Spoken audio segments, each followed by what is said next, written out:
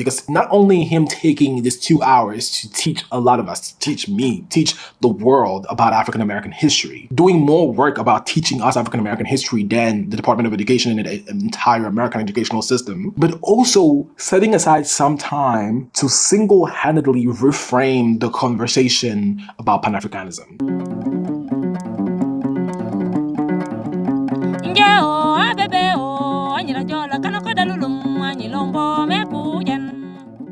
But the amount of intentionality that is put into those 10-20 seconds is wild to me.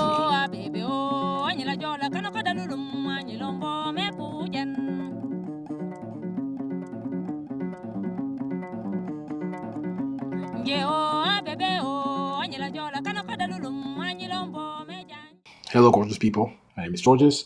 Welcome back to my channel. Have you seen the movie Sinners yet? How many times have you seen it? Once? Twice? 3 times? I've heard of people seeing it 4 times. Masterpiece. There are many parts of this movie. There's so many little nuggets that have some level of depth. But there was one scene in particular that I said, oh no, this I know. And this I want to talk about. And the scene I'm talking about is the past, present, future musical scene. I'm calling it past, present, future musical scene, but it's basically the scene where like people are dancing and they're in a trance. And like, if you remember the movie, there is a part of the movie where Sammy is asked to sing, all right? And then when he sings, and he's accompanied, of course, by other musicians, and he starts singing and playing, and it seems like everybody in that room is like put into a trance. And like stop. I don't know if they're hallucinating, but like we start seeing imageries of musical performances and musicians and sounds from throughout Black history, going from as current to as people like twerking and Prince performing to as far as people performing with African instruments and African masquerades. And the part I want to talk about is the traditional African elements that were included in that scene. The first African element that I caught, and I've seen the movie twice as I told you, the first African element that I caught in that movie was the instrument. Yeah, it was an instrument there that looked like a guitar, but with a rounded end, right? It's like a multiple string instrument, but with a rounded end that looked like a guitar. And that instrument is actually called the Kora. So if you do a little bit of research on that instrument, it's called the Kora, by the way, if you want to look it up. Kora, K-O-R-A.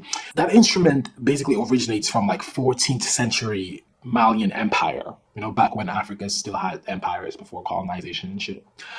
Just a point of interest here, the guitar, the modern day classical guitar, acoustic guitar, is said in Western white literature, is said to have originated from an instrument created by the Spanish people in the 16th century. But the Kora, this 21-string musical instrument that looks very much like a guitar, originates from 14th century Malian Empire. The tradition of this instrument it was not only used as a medium for older generations to recount stories to younger generations, but it was also used as a medium for those people to communicate with your ancestors who had passed on. So it had already itself a magical, mythical, spiritual element to it, which was a medium of communication with your ancestors.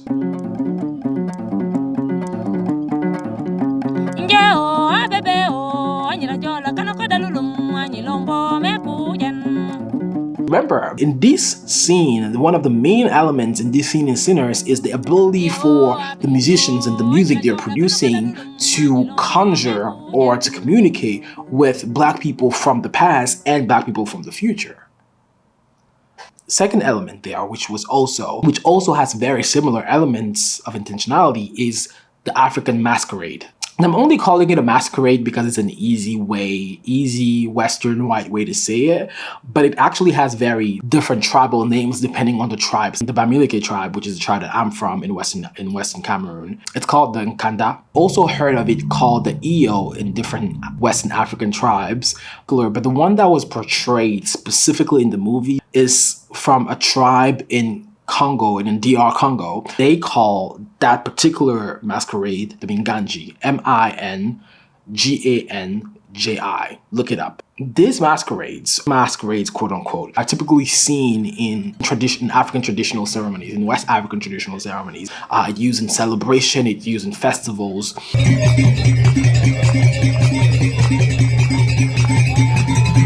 And And again, the use of this dance, of this masquerade, is a means of musical spiritual connection with the ancestors. It's meant to be a representative, a symbol of the ancestors, of older generations coming into the celebration with the people who are celebrating, with the current generation who are celebrating. Again, let me remind you, the movie Sinners, this scene in movie Sinners, the center of this movie is about the connection of Black people to the past and to the future through a music, through a sound that is spiritual in and of itself.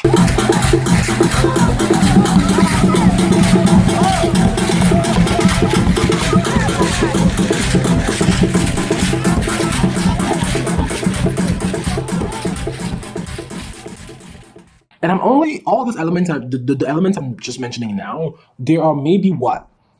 There may be 10 seconds. Like the musical scene in itself is longer because there are other elements that he's showing. But these few African elements are maybe like what, 10 to 15, 20 seconds. But the amount of intentionality that is put into those 10, 20 seconds is wild to me. The way you know how intentional and researched Ryan Coogler is even the twins in this movie was an element based on research. I thought these niggas were just twins.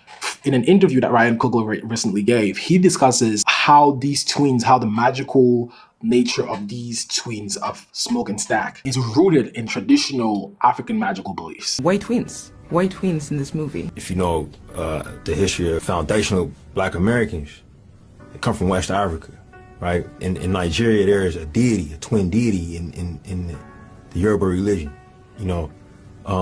Yoruba people over-indexing the birth rate of fraternal twins.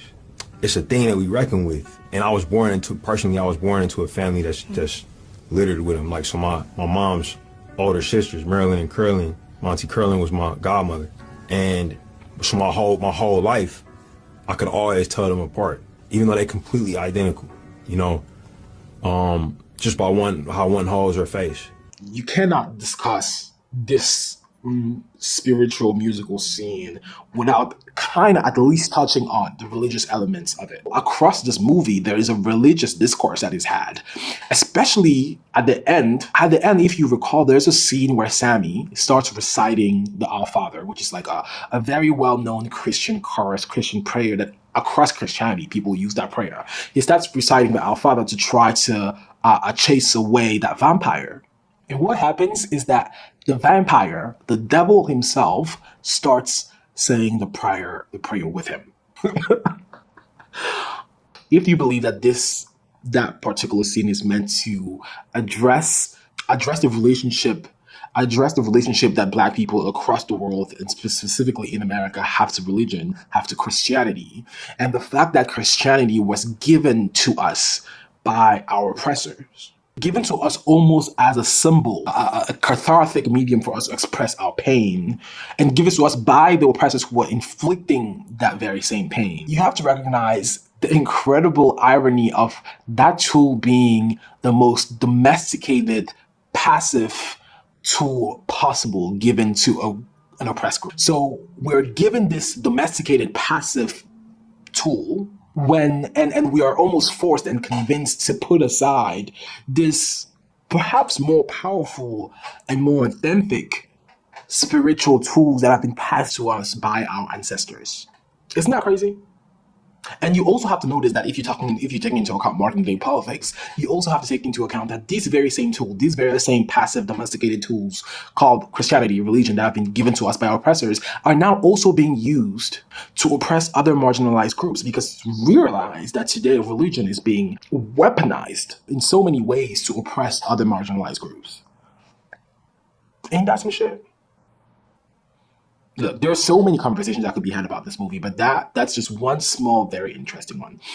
I just have to say, it's very important for us to sit down and appreciate the research and the intentionality of people, of directors like Ryan Coogler, because not only him taking this 2 hours to teach a lot of us, to teach me, teach the world about African American history, doing more work about teaching us African American history than the Department of Education and the entire American educational system, but also setting aside some time to single-handedly reframe the conversation about Pan-Africanism.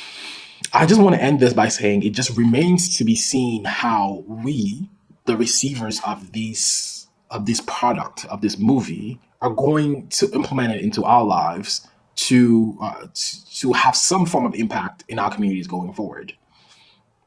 Anyway, that's all for me today. Please like, comment, share, and subscribe, and I'll see you in the next one.